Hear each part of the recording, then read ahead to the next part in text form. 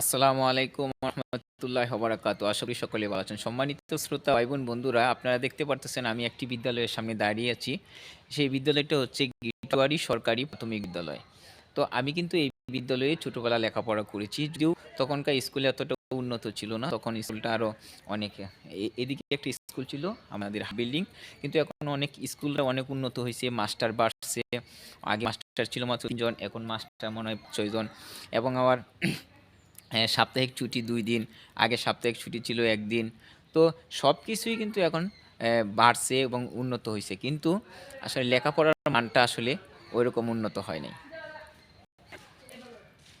যদিও স্কুল উন্নত হইছে কিন্তু এখন পর্যন্ত এই স্কুলে লেখাপড়ার মান কিন্তু একদম নিম্নমুখী। আমি যেটা শুনতে পেয়েছি এই এলাকার মানুষের মুখে যে এই এলাকার যারা এই এই শিক্ষার্থী আছে যে শিক্ষার্থীর যে গার্ডিয়ান রয়েছে তারা কিন্তু ইতিমধ্যেই আপনার কমপ্লেন করছে যে এই শিক্ষা মানে এই স্কুলে শিক্ষার মানটা একেবারেই নিম্নমুখী। মানে এখন মানুষ আর প্রাইমারি স্কুলে পড়াতে চাচ্ছে না। এখন মানুষ আসলে ওই যে প্রাইভেট কিন্ডারগার্টেন এই সমস্ত এই বিদ্যালয়গুলোর মধ্যে কিন্তু এখন এই স্কুলগুলোর মধ্যে যে হচ্ছে সেই স্কুলগুলা মধ্যে মানুষ এখন ভর্তি করাচ্ছে তাদের ছেলে মেয়েদেরকে। তো যদি এই প্রাইমারি স্কুলের যদি মান ভালোই না হয় তাহলে এখানে এ এত টাকা বেতন দিয়ে শিক্ষক রাখার কোনো মানে হয় না। এবং আমি মনে করি যে এটা তদারকি করা উচিত। যারা এই এলাকার স্থানীয় ব্যক্তিবর্গ আছে তারা অবশ্যই এটার কমপ্লেন করা উচিত। টিউনি সাহেব সহ এবং কি ঊর্ধ্বতম যত কর্মকর্তা আছে তাদের সকলের কাছে কিন্তু কমপ্লেন করা উচিত যে বিদ্যালয়ে আসলে কেমন লেখাপড়া হচ্ছে এটা আসলে তদারকি করা উচিত। আমি বলবো যে এই এলাকার যত পেশাজীবী মানুষ আছে তারা অবশ্যই আপনাদেরকে বলতে চাই যে আপনারা অবশ্যই কমপ্লেন করুন যে এই বিদ্যালয়ে আসলে কেমন লেখাপড়া হচ্ছে কি এরা মাস্টার এরকমও কমপ্লেন আছে বলছে যে মাস্টাররা তারা সময় মতো আসছে না। ৯টায় আসতে সেখানে ১১টায় ১২টায় আসছে। ৪টা কিংবা ৫টায় ছুটি দেওয়ার কথা সেখানে তারা অনেক আগে দিয়েছে। তো এরকম অনেক গার্ডিয়ানই এরকম কমপ্লেন করছে। যদিও আমার বাড়িও এই এলাকায়, আমিও এই বিদ্যালয়ে একসময় লেখাপড়া করেছি।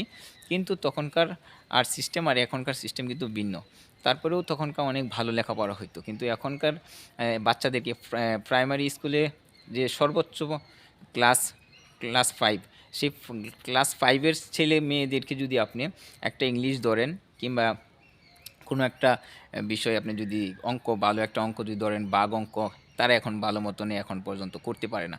তো যদি একটা স্কুলের ছাত্রছাত্রীরা যদি ভালোভাবে অঙ্কই না করতে পারে, ভালোভাবে যদি ইংলিশই না পড়তে পারে একটা ক্লাস 5 এর ছাত্রী কিংবা ছাত্র, তাহলে আসলে স্কুলে কেমন লেখাপড়া হয় সেটা আপনারাই ভালো জানেন। তো আমি বলতে চাচ্ছিলাম প্রেক্ষাপটে যে আমার গ্রামের বিদ্যালয়ে এই অবস্থা।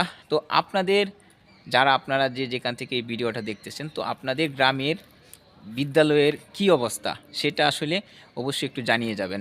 এখানে কিন্তু বর্তমানে আপনারা জানেন যে বিদ্যালয়ে মাস্টার আছে প্রায় আগে ছিল ৩টা, এখন আরও অনেক বৃদ্ধি করছে। তো আরও অনেক উন্নত করছে। আপনারা দেখতেই পারতেছেন এই যে এটা কিন্তু দোতলা, একদম দোতলা করছে, একদম কালার করছে। এই যে সামনে অনেক ফুলের বাগান করছে।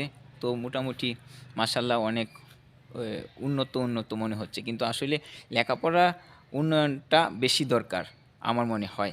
যদি স্কুল উন্নয়ন হয়, খালি স্কুল যদি আপনার পাকা হয়, দোতলা হয়, রং করেন, সামনে বাগান করেন, তাহলেই কিন্তু হবে না। সর্বশেষে যেটা দরকার সেটা হচ্ছে আপনার আমার ছেলেমেয়েরা যে স্কুলে পড়তেছে, সেই স্কুলটা আসলে কেমন লেখাপড়া হচ্ছে সেটা আসলে তদারকি করা দরকার এই গ্রামের মানুষের। এবং এই স্কুলের আন্ডারে যা কর্মরত আছে তারা এবং যারা আপনার এই টিউশনরাও কিন্তু এই বিষয়ে অবশ্যই অবগত থাকা দরকার। তো আমি আশা করব আপনারা আমার এই ভিডিওটা দেখে অবশ্যই উপকৃত হবেন। সকলেই শেয়ার করে দিবেন এবং সকলেই ভালো থাকবেন, সুস্থ থাকবেন, নিরাপদে থাকবেন। এই আশায় আজকের মতো এখানেই বিদায় নিচ্ছি। আসসালামু আলাইকুম রহমতুল্লাহি ওয়া বারাকাতুহু।